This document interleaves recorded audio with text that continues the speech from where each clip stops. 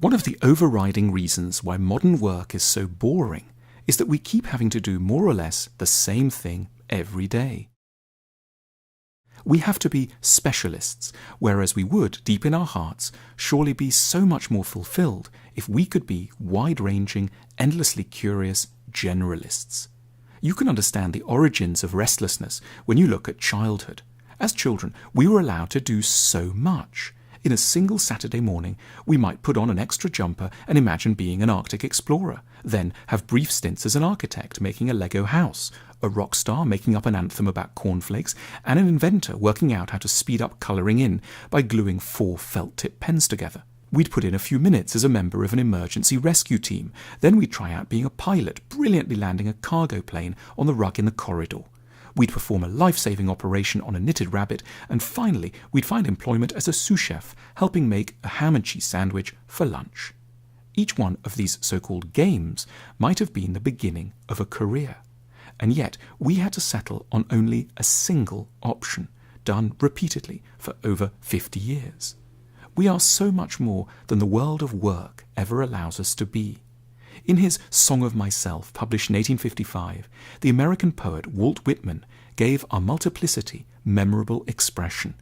I am large, I contain multitudes.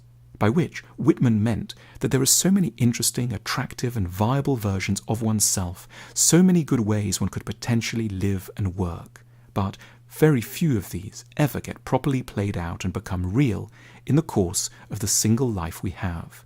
No wonder if we're often conscious of our unfulfilled destinies, and at times recognize with a legitimate sense of agony that we really could well have succeeded at doing something else.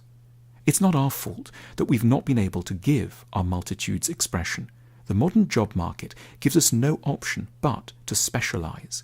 We can't be an airline pilot one afternoon a week, a tree surgeon 2 days a month, a singer-songwriter in the evenings, while holding down part-time work as a political advisor, a plumber, a dress designer, a tennis coach, a travel agent, and being additionally the owner of a small restaurant serving Lebanese mezze. However much this might be the ideal arrangement to do justice to our widespread interests and potential.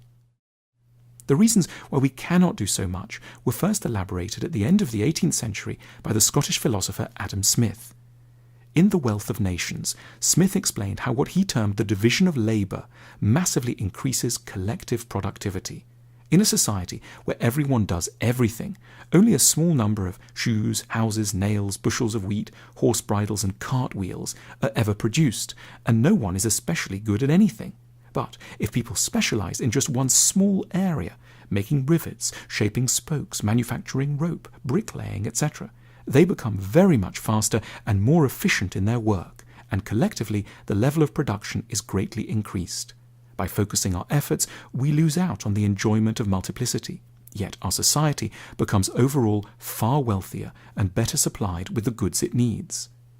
It's a tribute to the world Smith foresaw that we have ended up with job titles like Senior Packaging and Branding Designer, Intake and Triage Clinician, Research Centre Manager, Risk and Internal Audit Controller, and Transport Policy Consultant. In other words, tiny cogs in a giant, efficient machine, hugely richer but full of private longings to give our multitudinous selves expression.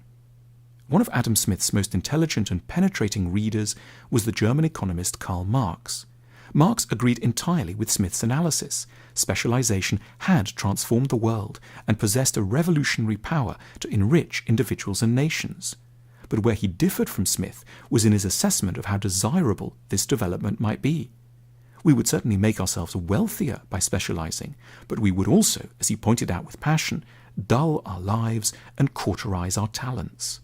In describing his utopian communist society, Marx placed enormous emphasis on the idea of everyone having many different jobs.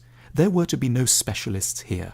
In a pointed dig at Smith, he wrote, "In communist society, nobody has one exclusive sphere of activity, but each can become accomplished in any branch he wishes. Thus it's possible for me to do one thing today and another tomorrow, to hunt in the morning, to fish in the afternoon, to rear cattle in the evening, to criticize after dinner, without ever becoming a hunter, a fisherman, a shepherd, or a critic."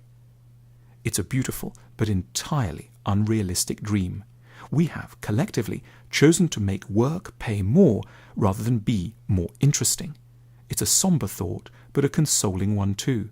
Our suffering is painful, but it has a curious dignity to it, because it doesn't uniquely affect us as individuals. It applies as much to the CEO as to the intern, to the artist as much as to the accountant. Everyone could have found so many versions of happiness that will elude them. In suffering in this way, we are participating in the common human lot. We can be sure that whatever we do, parts of our potential will have to go undeveloped and die without ever having had the chance to come to full maturity, for the sake of the real benefits of focus and specialization.